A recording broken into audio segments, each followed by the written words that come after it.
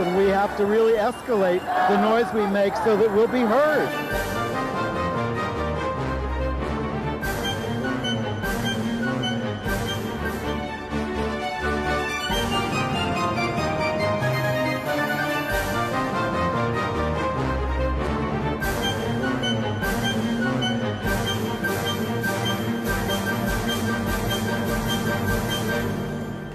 Welcome to Gay USA. I'm Andy Humm. I'm Ann Northrup.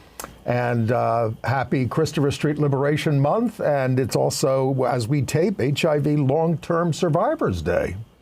Yeah, and Pride Month is kicking off around the world with parades and protests, a presidential proclamation, and Dr. Jill Biden at Pittsburgh Pride. We're going to show you lots of different things. Rise and Resist dogs Trump through his conviction as a felon. Well, they deserve the payoff. They spent so many months going providing the visuals for his infamy. And mainstream media finally picked up those visuals. Always. Meanwhile, Speaker Mike Johnson, a monster, is teeing up a far-reaching right-wing bill to be voted on immediately if Republicans win the House, the Senate, and the White House. Don't let it happen. The Texas GOP really goes off the deep end, and that's saying a lot for them, and may have the votes next year to take the state with them. Why don't they just secede? Well, they were a republic at one time. I'm not willing to give up our people in any place, but man, it's really ludicrous there. A great out PBS pioneer, helped invent PBS, Jack Venza, has died. We'll tell you about him. A new documentary says O.J. Simpson's deadly domestic violence was rooted in homophobia. And while Jill Biden was at the Pittsburgh Pride Parade, the Prime Minister of Thailand marched in the Bangkok Pride Parade. And Mexico elected a pro-LGBTQ president, the first woman and the first Jewish person. And we lost Israeli leader Yael Dayan, who championed women's and LGBTQ rights and appeared on Gay USA. We have the videotape. It's almost more than 30 years ago. France and the UK retreat on gender-affirming care for minors. We will mark HIV Long-Term Survivors Awareness Day. And the CDC has finalized its endorsement of doxy-PEP for men who have sex with men and trans women. We will explain. Yes, that's post-exposure prevention of sexually transmitted infections. So, I learned that it is Pride Month. The president issued a proclamation about it. So I heard.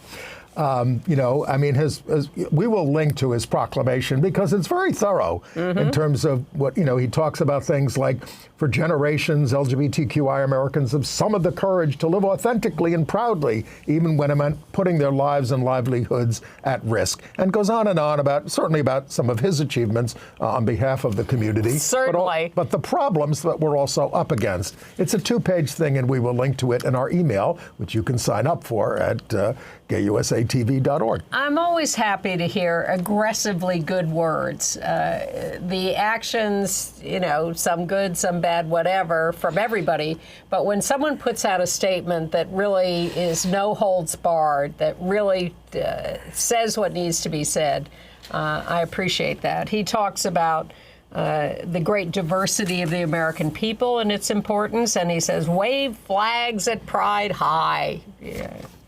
And he's got the backs about transgender children, but he even says that when he does the State of the Union message. Yeah. And meanwhile, the First Lady, Dr. Jill Biden, made a surprise appearance at, We're skipping over a thing. Okay. We have to start with the Stonewall National Monument, where they had the annual flag raising at the beginning of Pride Month. And we heard from someone you may be familiar with at the beginning of that ceremony. Right back at you. And thank you so much, Stephen Love Menendez, who has just done a brilliant job of decorating this park with these flags every year. Thank you to the Parks Department, with whom we've worked for years very, very happily. Happy to see that the Secretary of the Interior found that it was stupid to keep uniformed park rangers out of pride marches, so we are happy to welcome them back. Yay! Yay, Julie! Alan, and yay, Julie! And of course, we're here in memory also of my good friend Gilbert Baker, who was involved in creating this flag. And I'm very happy to see all the various manifestations of the flag. The flag is the flag no matter how many stripes or how many colors or how it's done. It is just a glorious symbol. And it's a symbol all over the world of freedom and pride. We see images of it everywhere. It is an inspiration to activists all over the world. So we are here in our little group today in sunshine and peace, but activists all over the world are looking at this and taking this flag and using it as a rallying cry in much more dangerous places. So I'm very proud to hoist this on this flagpole. So thank you all for coming. See this flag as an important symbol of peace and freedom. And let's celebrate this month and every month, and keep an eye on these flags, because last year the vandals were really vicious. So let's maintain these. Thank you all. Yay! Shout out to the volunteers. And behind those sunglasses, that was Ann Northrup. I also said Parks Department when I should have said Park Service, because it's the Federal Park Service. And I don't know why the video came out so narrow, but show the picture. There were actually a lot more of us there. There's in the orange shirt on the far right, the towering J.W. Walker, who makes me look very small. I like to think I'm not that small. And next to him, between us, Stephen Love Menendez, who really is a genius, who gets these flags put up on the park over here. One of our National Park Service rangers there. Julie, who was cited by the crowd. And, yes. But it's also, look at the flag. This is, I love this version because it's just stripes straight across, but it's black, brown, and then the trans colors of light blue and pink and white, and then the traditional colors of the original pride flag. It's all in there together, but everything is the same, and I think that's all the colors of the rainbow and more. Definitely more.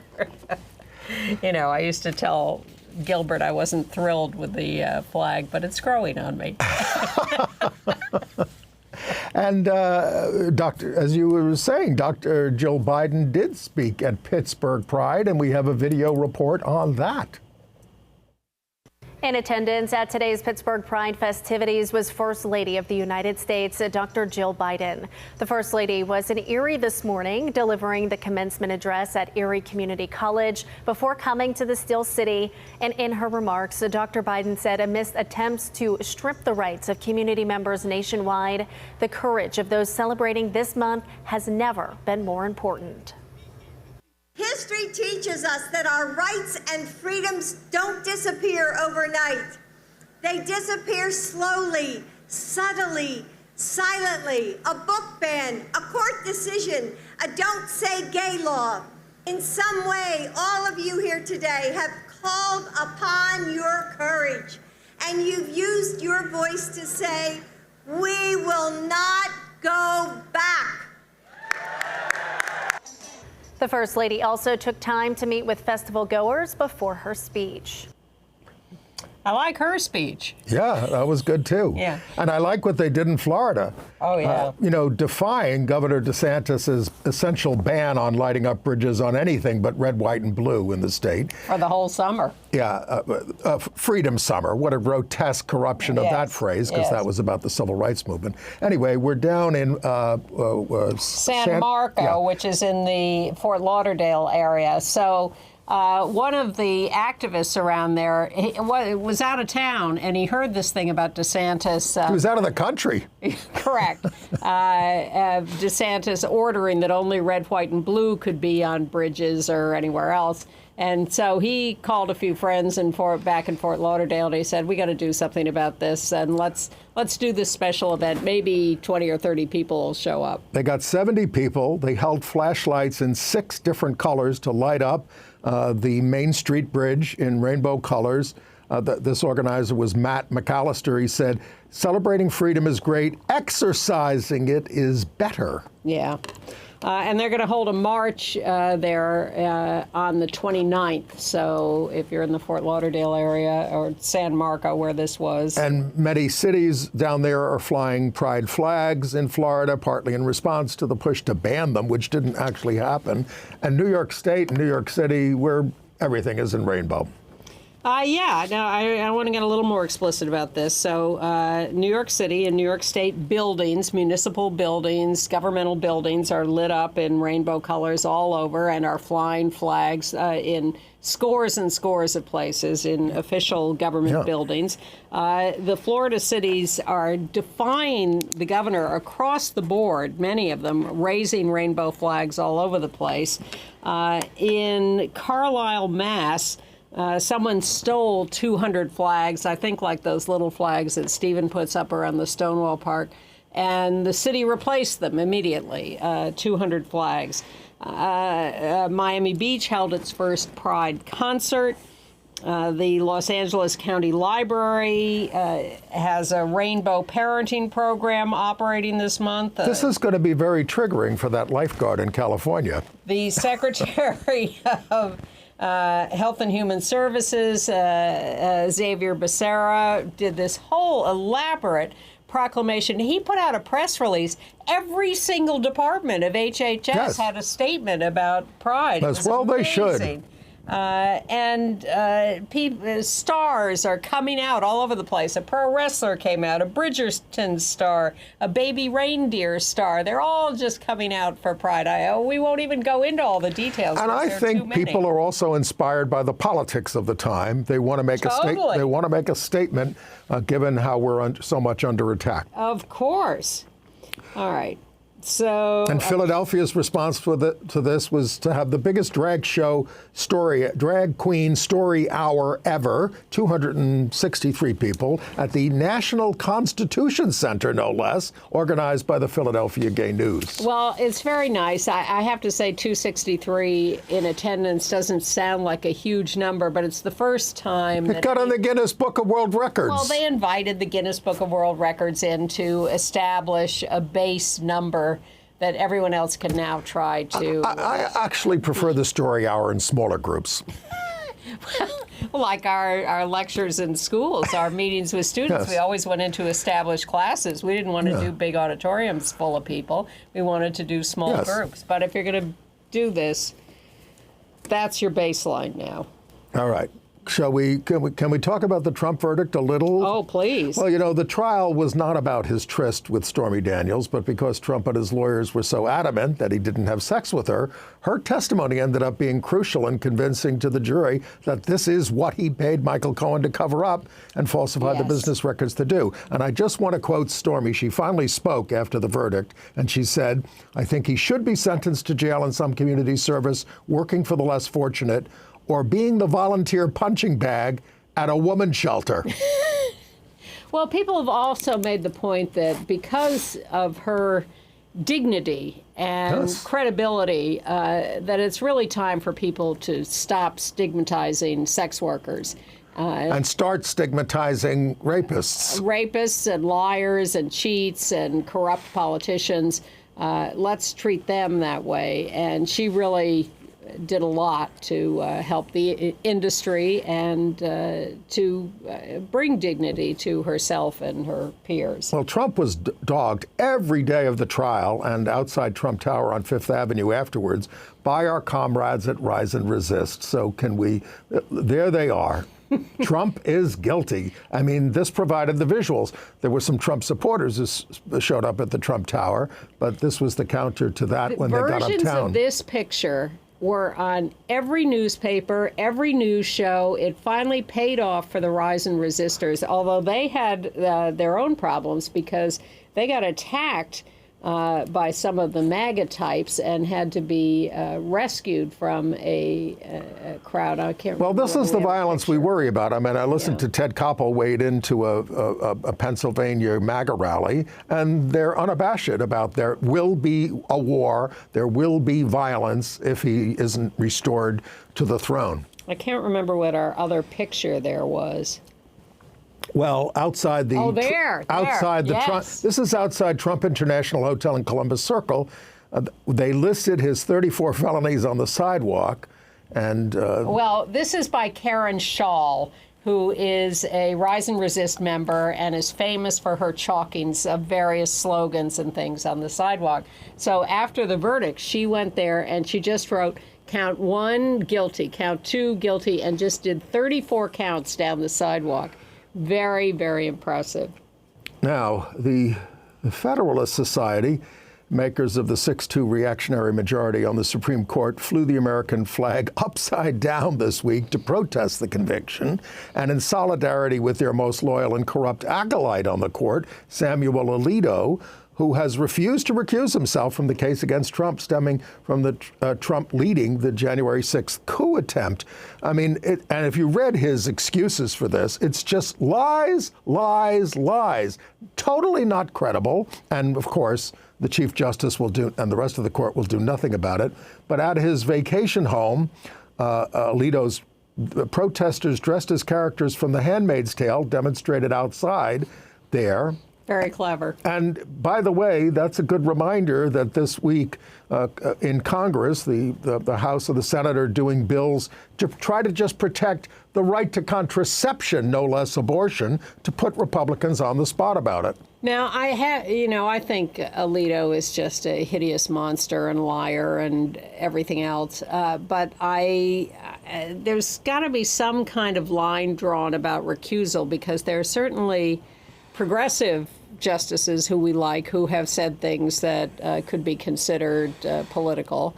Ruth Bader Ginsburg went after Trump. Sonia Sotomayor has said some things that were, overtly partisan or political. And I don't want to get in a situation where we have to go into a fight about, well, what about yours? What about ours? So. Ann Northrop, champion of free speech. And by the way, that NRA case was argued by the ACLU, saying that New York State went too far in the way they went after them. It was, they had, it was wrong. So. And much as we have celebrated in the last week the rule of law, and the verdict in the Trump trial, I then look at Hong Kong and the convictions in court of activists there, and the fact that the court there is not upholding freedom or freedom Absolutely of speech. not. So let's not get too carried away with the So to finish up on miracle of the court. I think Manhattan DA Alvin Bragg and his prosecutors and Judge Merchan and the jurors all deserve the Medal of Honor for doing their jobs in the face of relentless death threats. And as a convicted felon, Trump is now barred from immigrating to or visiting 37 countries, including Canada and the UK, where he has golf courses. I'll be curious to see whether they uphold that. 10 senators said in the wake of the verdict they will no longer vote to pass legislation, fund the government, or confirm administration appointees. See, and the usual suspects. Lots of threats about when we get into office, we're going to do all of this to you and worse. Right. I mean, Trump this week said he's going to, lock Hillary up. Wouldn't that, just have to do it? While basically. denying that he ever said that. Well. Yes. I never said that. Yes, but as you said, this is only a prelude to what the Republicans will do if they take back power in November, or which would be in January, where they take office. We've told you about Project 2025. You can look that up. But Speaker Mike Johnson is planning a sweeping ideological legislative drive that aims to make Trump the most consequential president of the modern era. A far-reaching bill with a range of policy priorities, tax cuts worth trillions, border security, rolling back Obamacare. I think they would finally be able to do it if they get all three branches there. So It's all being prepared. It's ready to go. They said we got caught by surprise when Hillary got defeated, so we didn't hit the ground running. We thought we were going to lose. I still maintain that Trump doesn't really want to be elected this time. And I don't think he wanted to be elected the first time. No, he admitted that. That we know, but I don't think he wants to be elected this time either, really. I think he has to be to beat prison. He doesn't really want the job. But the House Republicans today or yesterday, this week, again added anti-LGBTQ riders to military construction and veterans affairs and other stuff bill. With any luck, those will all disappear when the Senate gets a hold of it, as has happened before. But they're not, they have no shame. They keep doing this stuff, and they just are expecting that one day this stuff will get through. And Democrats have a very tenuous hold on the Senate in this election, but Joe Manchin, the right-leaning Democratic senator, has declared himself an independent. He was supposed to retire at the end of the year. But Chuck Schumer is asking him to run as an independent now and caucus with the Democrats because it's the only way they could hold on to that seat. It's a very tough map. Well, we may end up, I hope not, but we may end up with now a Republican Senate and a Democratic House. Yes. It may flip. If we're lucky. Yes. Meanwhile, virtually all anti-abortion Republican candidates for the Senate and one Democrat, Bob Casey, have moderated their positions on abortion. It's quite a spectacle. If people fall for that, I'm going to be mad. Well, okay. How dare you think that some Republicans saying they've changed their opinion on abortion just so they get elected, and you trust them to go into office? I mean, these people were totally opposed to abortion. I mean, Believe me, they still are. Sam Brown in Nevada has gone from the chair of the Faith and Freedom Coalition to opposing a federal ban and opening up about his wife Amy's abortion. Let's see. Check your watch on that. That opinion will last to November 5th. And the other news that I think got buried in all of this is, more reports about Trump's use of the N-word when he was on The Apprentice. One of the producers who was under an NDA, a non-disclosure agreement, came out and said it. Now, they don't have the tape. That's still being buried. But, it was basically Trump first season saying, would America buy an N-word, winning my show? And so he's speaking out now. Yeah, the context was Trump saying, let's have two winners so that we can have a white woman winner, too. Now, this is likely to help Trump with his base, of course. But it's... the base is the base. Karl Rove did say the day before the verdict that if Trump were convicted, he'd likely lose Michigan, Wisconsin, and Pennsylvania. I believe that's all we need. And speaking of bigoted language, the Pope Francis strikes again. Once again, speaking to a group of young priests, he said, gossip is a woman's thing. He also said, we wear the trousers. We have to say things. Last week it was, calling seminaries hotbeds of faggotry, and there was an apology issued for that. But instead of, he didn't say it, the Vatican did. And then Mayor Adams was asked about the Pope's anti-gay slur. He defended the Pope, saying those complaining were part of the word police who don't pay attention to the Pope's heart. The Pope's heart? Okay, Eric. Whatever. And let's talk about the Texas Republicans. Okay. For years, we've glanced at the Texas GOP convention every year for what insane things they were putting on their platform. But they seem to have gone even farther this year. Which is a big problem because in the primaries, they got rid of a lot of the moderate Republicans. Anybody who opposed Ken Paxton or voted for his impeachment, they want to get rid of the House leader, who is a moderate. A Republican moderate. They're proposing new rules, or they've put in new rules that are really disqualifying both Democratic and Republican candidates. Yes. They're gerrymandering everything. They're changing the rules. Well, they want to make it so that this is what Alabama used to have, but finally got rid of, that you have to win more than half the counties in the state in order to win a statewide office, no matter how many votes you get. But half the counties in the state have 10 residents. Correct. In Texas. Correct. So it would make it impossible to elect a Democrat. Yeah. They call gender transition care child abuse. They want a don't say gay law that goes beyond Florida's. It's really, wow. And they can do this stuff. They can do it. The only glimmer of hope here is that the attendance at the convention was down. There were fewer people there. So maybe they're losing a little power. I don't know. And meanwhile, in Texas, updates on a couple of local races. Out bisexual Molly Cook, who we've been following, actually won a special election for the seat in the state Senate. And we mentioned that Lauren Ashley Simmons, who identifies as queer, won a primary for state representative out of Houston. We did not say she beat a 5-term Democrat, Sean Thierry, I think, Thierry, who sided with Republicans on anti-LGBTQ legislation, from banning care for trans minors to removing LGBTQ-themed books from libraries. And she won in a landslide. And that's Lauren on the left? Thierry called trans care black genocide.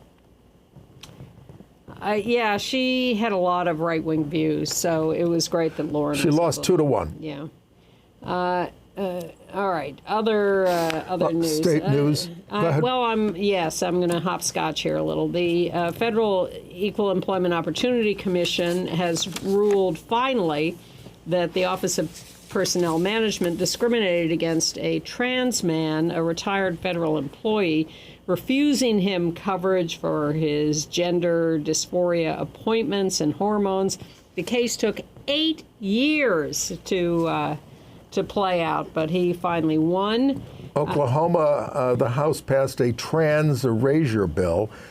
It imposes a definition of sex in strict biological terms, male or female at birth, and limits how people can access public toilets and other sex-segregated accommodations. It's called the Women's Bill of Rights in a state that won't pass ERA. Please. Non-binary legislator Maureen Turner called it horrific. All Democrats voted against it, but there aren't very many in the legislature. In New Hampshire, good news. A federal court struck down a law passed in 2021 in New Hampshire that barred teaching about racism, homophobia, et cetera. It was known as a censorship law. The court said it's too vague, it violates the 14th Amendment Equal Protection Clause, and it is viewpoint-based restrictions, so it's out. Now, Florida's not done with us, even though they pulled back a little bit this year. Republican Attorney General Ashley Moody wants a state investigation of Starbucks under the Florida Civil Rights Act over their diversity, equity, and inclusion practices. This despite a March federal court ruling that found Florida's Stop Woke Act preventing private companies from requiring DEI trainings to be unconstitutional. DeSantis calls these trainings self-flagellation, which sounds very kinky. A couple of updates from Missouri. The Attorney General of Missouri, Mr. Bailey, is getting all the medical records of trans kids under the guise of consumer protection. His goal is to destroy Planned Parenthood. And trans people. Yeah, and he is getting records from therapists, from social workers, from hospitals. He is just gathering. It's going to be like Trump deporting them all out of the country. I don't know what he has planned, but he's also in the monster category. And an update on the gay bar in St. Louis where the cops crashed into the front of the bar. Well, the bar owner and his partner are still under prosecution. They're standing there. The cop car crashes into their bar.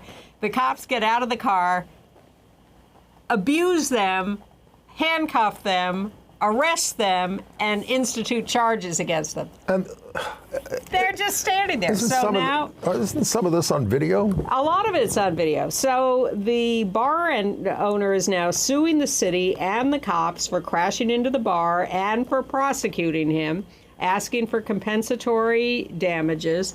And, it's going to be the war of the courts again. They have not dropped the charges against the bar owner. They never admit mistakes. Never. And, the golfer Scotty Scheffler got his charges dropped because there was a little video that showed him doing nothing. It wasn't comprehensive, but they couldn't prove it yet. So the charges have been dropped because he's famous. Well, okay. Walmart is not pulling back on Pride merch. They're even selling totes gay Pride products that they unveiled. Meanwhile, Target employees, where they have cut back, are criticizing the retailer's haphazard and reactive response to last year's right-wing reaction to their Pride merchandise. Target's gone from 2,000 items last year to 75 Pride items this year. Target sold the pullback to employees at a company town hall led by their gay higher-ups. The remaining Pride stuff, by the way, is solely for adults. The Target employees say that the company overreacted. Walmart, surprisingly, is not reacting to the boycott threats. But the best line came from Speaker Mike Johnson, who said, "I would not want to be in Target when the rapture comes." He did. He said that. This is the Speaker of the House, second in line to the presidency. All right. Where are we? We done that? No. Let's go to Diamond. Jack Venza, I think I have here first. Okay.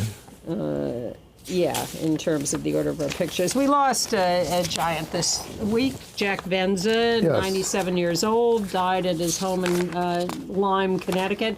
That's him on the right in this picture, next to his husband on the left, Daniel Routier. I'm making up that pronunciation.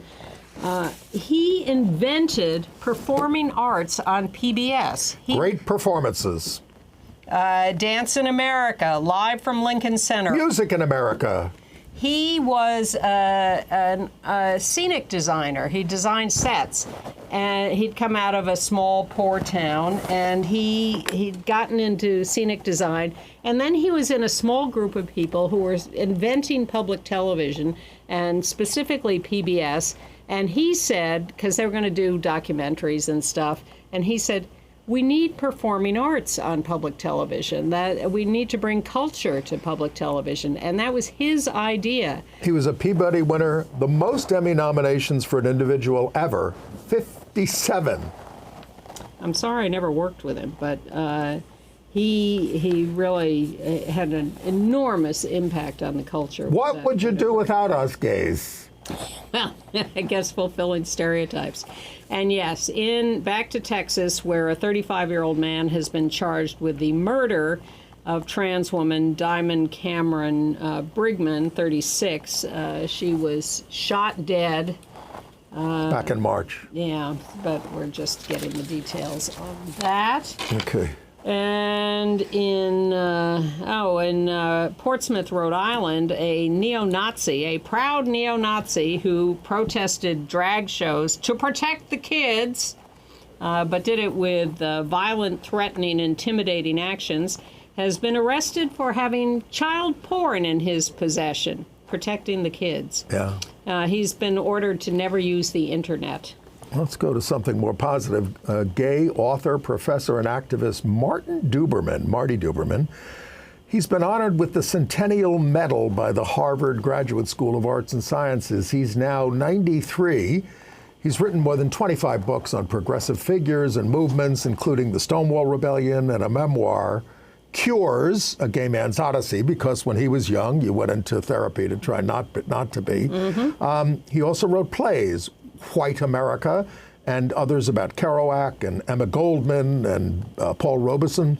And he edited books on notable gays and lesbians and people with AIDS. His most recent memoir, Reaching 90, in accepting this award, he said, "We've come a long way, but we need help to move further, especially in these disastrous times. Yet today's event gives me hope for a future in which being different, not cut from the same cloth, profits us all." And you went to an event honoring Rabbi Sharon Kleinbaum on the occasion of her retirement after 32 years. 32 years as the senior rabbi at Congregation Bet Simchat Torah, the gay and the LGBTQ synagogue. So they had a huge celebration at Jazz at Lincoln Center. They didn't play any jazz, but they had some opera and some Broadway tunes. Because she's very into music. But there was a video tribute from President Biden and Chuck Schumer, who put her on the U.S. Commission on International Religious Freedom. Biden did. And there were in-person tributes from Randy Weingarten, who was her spouse. They talked about, is it harder being married to a rabbi or a labor leader? Randy heads the American Federation of Teachers. It was hosted by Kate Clinton. Tributes to and Hillary Clinton there gave a wonderful speech, which I think I'll put on Facebook. And when I get the video, maybe we'll show some of it on this show from here. And tributes from all the rabbinical students who trained at the synagogue. The event raised more than $1.1 million for the Rabbi Sharon Kleinbaum and Randy Weingarten Fund for Social Justice at Congregation Bet Simchat Torah. So it was a wonderful celebration, and it's a remarkable. It was sold out. I couldn't get in. Absolutely, I applied too late. Remarkable tenure at the synagogue. Very remarkable. She's only in her 60s. She's just a kid. And a great activist. You could count on Sharon being at every demonstration. And getting arrested many times. Exactly. So she was fearless. Yes, exactly. And also a great tribute, the Fire Department of New York has appointed out chaplain Ann Cansfield as the director of the Counseling Services Unit. So now we have an out lesbian chaplain running counseling for the firefighters of New York City. And of course, Father Michael Judge, the saint of 9/11, was also a fire department chaplain and died of course in 9/11. And he was also gay. Yes, and thank you to the LGBT group in Princeton, Texas, a suburb of Dallas. They and the ACLU have filed a complaint against the local school district, which barred a Pride book event. The school district said, "You cannot hand out these books. They are banned books. You violated the rules." And so the LGBT group said, "Okay, give us a list of the books that are banned." No such list exists. So they're filing a complaint, and we'll see how far they get with that. So there's a new documentary about the life and murder of Nicole Brown Simpson that says, on Lifetime, yes, that the roots of O.J.'s abuse of his wife were in homophobia. Back in 1988, the couple and their kids were having dinner at a restaurant in Hawaii when a gay couple walked in. They exchanged pleasantries, and one of the guys kissed their young son on the forehead, and Nicole let him hold the baby. And that made O.J. go off. "Why'd you let a gay guy hold my baby?" Nicole said, "Why are you so concerned? Your father is gay." O.J. Well, that's exactly why. O.J. threatened to leave the island at that point. O.J.'s father was not only gay, but he was a fixture on San Francisco's drag scene, a source of rage for O.J. Clearly. And his father was known as Mama. And this began the physical abuse of Nicole Brown Simpson, who was killed in 1944. I don't know if it began it, but O.J. was certainly filled with rage, and it was long-standing, and there'd been many police complaints and whatever. We can't relitigate that, but let's move on to international news. Well, France, the Senate passed a bill to limit gender transitions for minors, passed at 180 to 136. It bans puberty blockers until after a minimum of 2 years consultation. You might as well not do it at all. The Minister of Health opposed the bill. Violations, though, are you get up to 2 years in prison and a fine of 30,000 euros. And the UK government is further expanding or explaining their restrictions on puberty blockers. They imposed a restriction for 3 months for new patients under 18, but that applies only through the National Health Service. You can go to private doctors and get them, and those who are already on them can continue using them, and people who are using them for other than transition care can access them because these are hormones that are used for a variety of reasons. This is all under the guise of patient safety.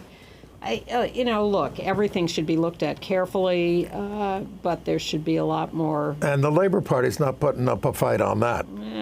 Because the government's being a little careful in how they phrase this.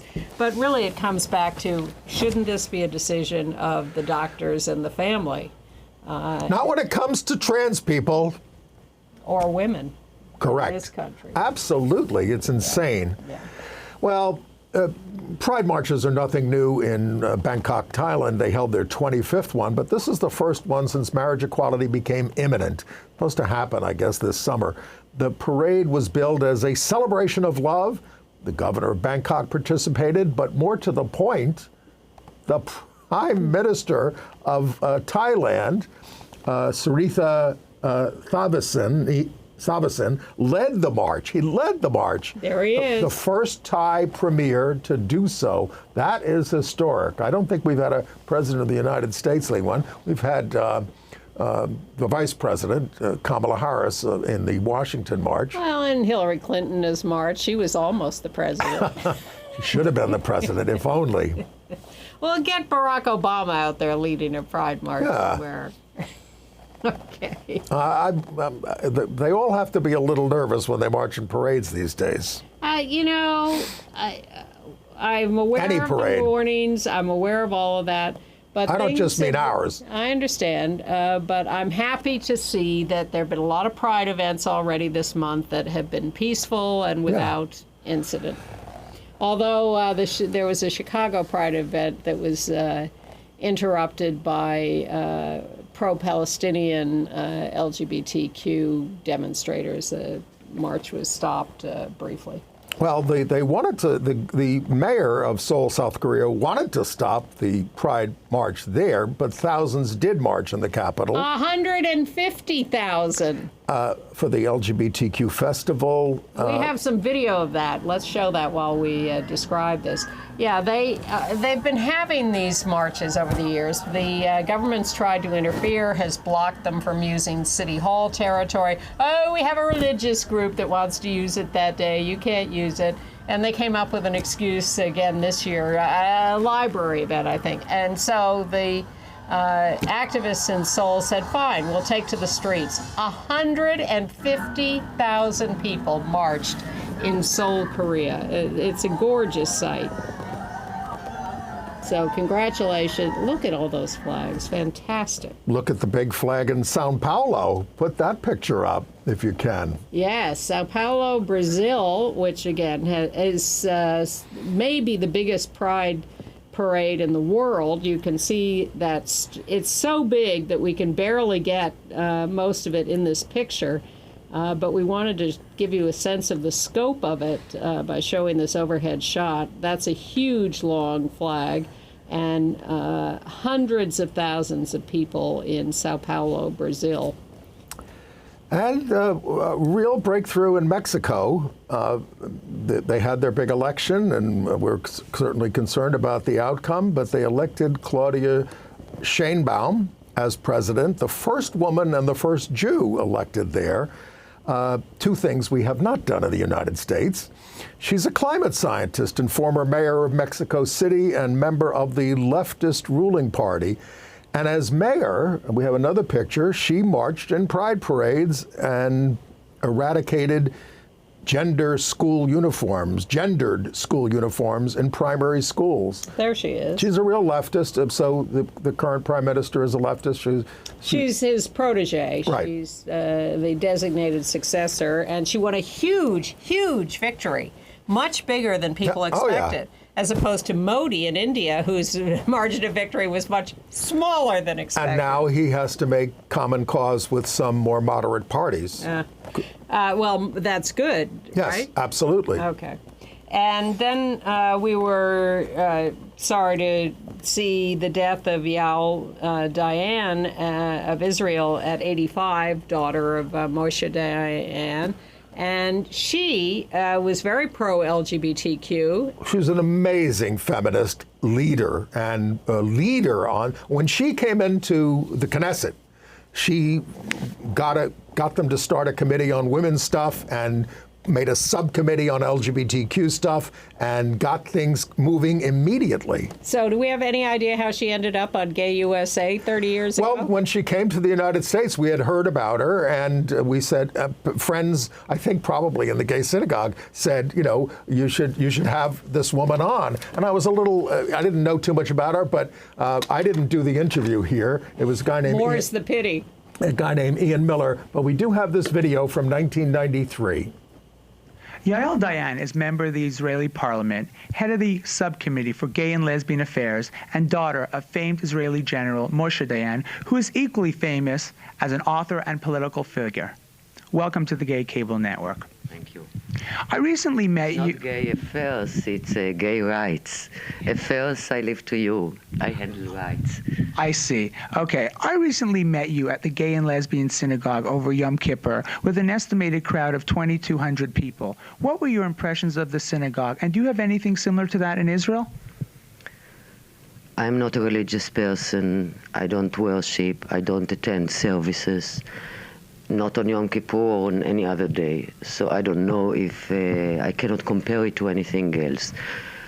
What we don't have and we should have is a kind of communal feeling around the same purpose and with the same warmth as I experienced in during the service. It's got nothing to do with religion. It's got to do with a sense, with a strong sense of a community that has got something in common, that expresses itself freely, and this is something that is amazing. Do you feel that it is wise for the gay community to be investing its time and resources into gay organizations as opposed to integrating themselves into mainstream society?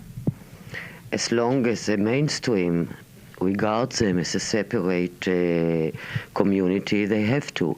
In the long run, naturally, if I believe they're 100% equal and I fight for their equal rights, my ideal is that one shouldn't even know the difference and there shouldn't be a difference, but as long as the outside regards the gay community as something different, as something inferior, as something to be aware of or afraid of or discriminated against, then one has to unite in order to assert oneself and claim its equal position. One day, I hope it will disappear. She long worked, by the way, for a two-state solution all through her life, but she held the Knesset's first day-long conference on gay rights. She claimed in that conference, King David and Jonathan were lovers, and she was screamed down. She marched to the first Pride Parade in Tel Aviv. She said, "Our Messiah will not come from heaven, but from recognizing human rights." Wow. Great. She was fearless. Amazing. Well, I guess when you have a father who's a famous general, that raises you in the right, well, whatever. What do I know? And by the way, in Senegal, 2 men were jailed for 3 months and fined for spreading the false news that the new prime minister tolerates homosexuality. No, we can't have that. They were reacting to his welcoming a French politician who spoke at a university in favor of same-sex marriage and got booed down. It's a majority Muslim nation. All right, moving on to AIDS news. Yes. Well, today, as we tape on Wednesday, is HIV Long-Term Survivors Awareness Day, June 5th. And congratulations. So we celebrate, first of all, our associate producer, Bill Ballman, who is a very long-term survivor. Since 1988, I think he said, or seven, yeah. 1987. Congratulations, Bill. And we know people who've been living with HIV longer than that. And we used to work with a guy named Jeff Birchfield, who won a Keith Haring art competition at Sage. And we have a picture of him there with his artwork. Jeff, we work with. And one of the artworks that he won for is this one that says, "Old age is for sissies," and that's a self-portrait of Jeff. Great.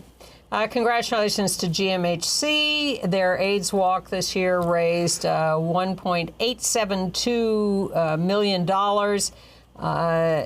The theme was Stride Past Stigma. 9,000 people walked. Now, this is down from their height, obviously, but more than the 700,000 raised in 1986 when they started, with 6,000 people walking. And so the CDC this week finalized its endorsement of what's called doxy-PEP for men who have sex with men and trans women taking the antibiotic doxycycline post-exposure, especially if they're at high risk for STIs, especially if they've had chlamydia, gonorrhea, or syphilis in the last year. It should be prescribed and taken within 72 hours of exposure. Meaning sex. Yes. So look into that. The American Academy of Pediatrics says that HIV positive people can breastfeed if their virus is undetectable, and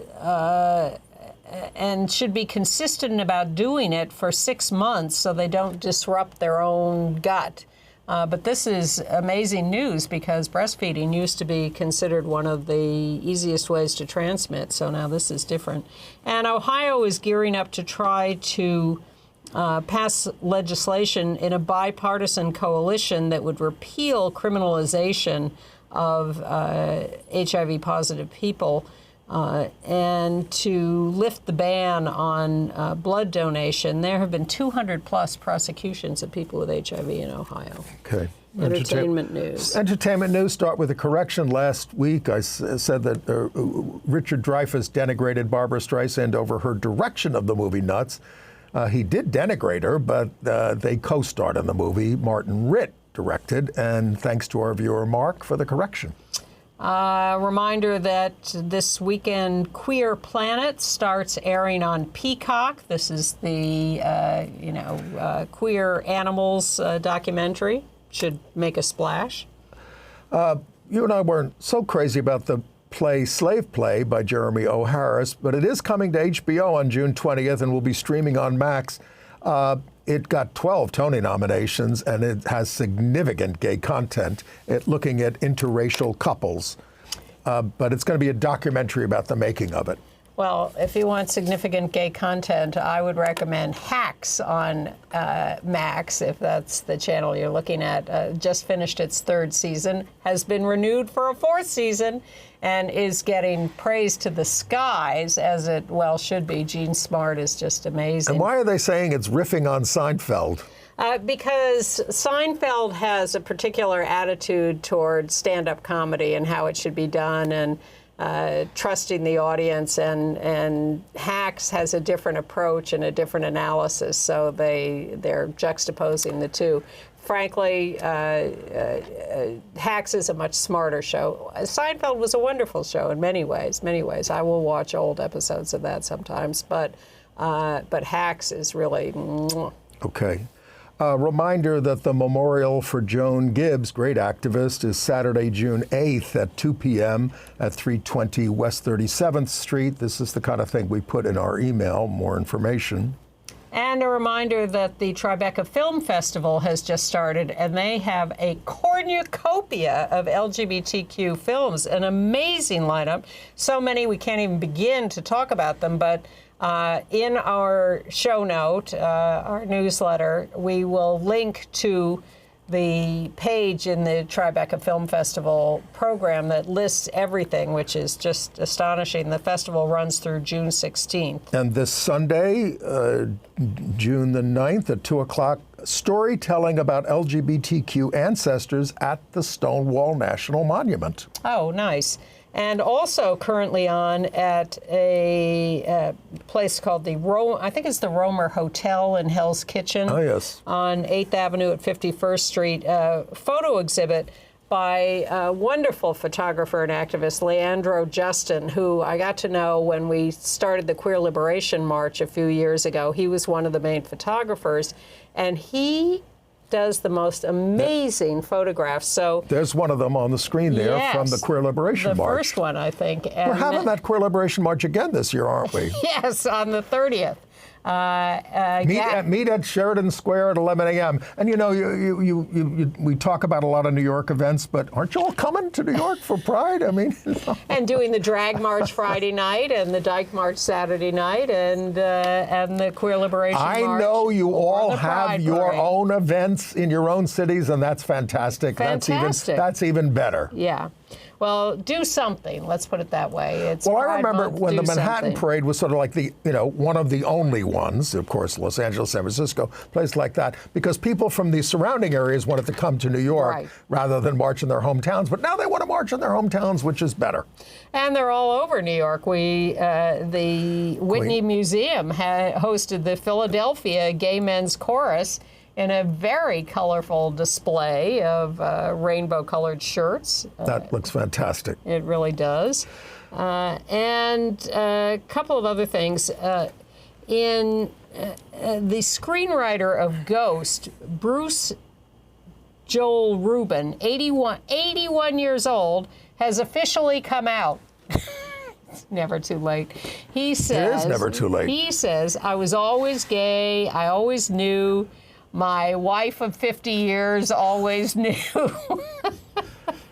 He has written a new memoir called It's Only a Movie.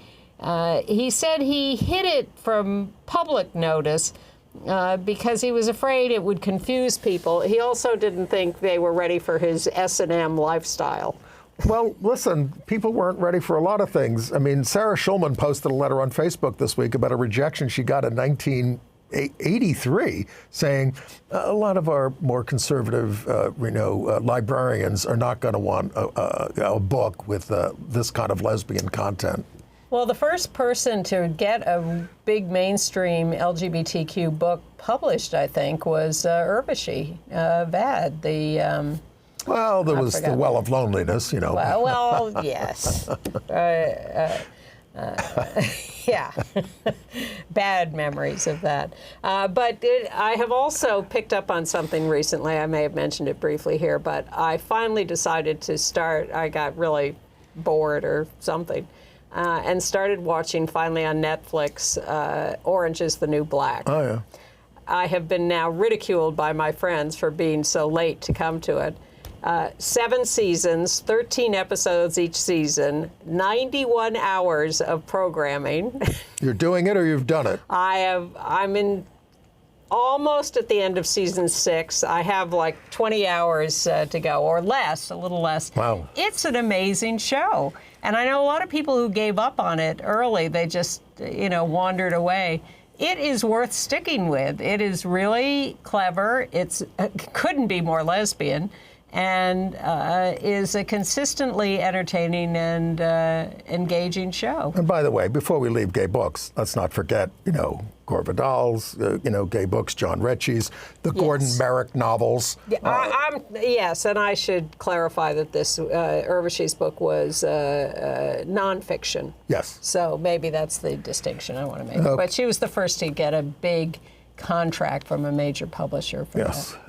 June 12th is the 5th anniversary of the Pulse Massacre. There will be an action by Gays Against Guns on the Christopher Street Piers at 7:30, and there's a musical coming out about it at the end of the month in New York. Well, a musical about a massacre. Well, I mean, come on, they did, the Scottsboro Boys. I mean, they've done musicals about. They have. It's a show with music. It's not happy times. Okay, But it's Pride, and we hope you have a great time. And we'll be right back here next week to tell you more about what's going on. Bye.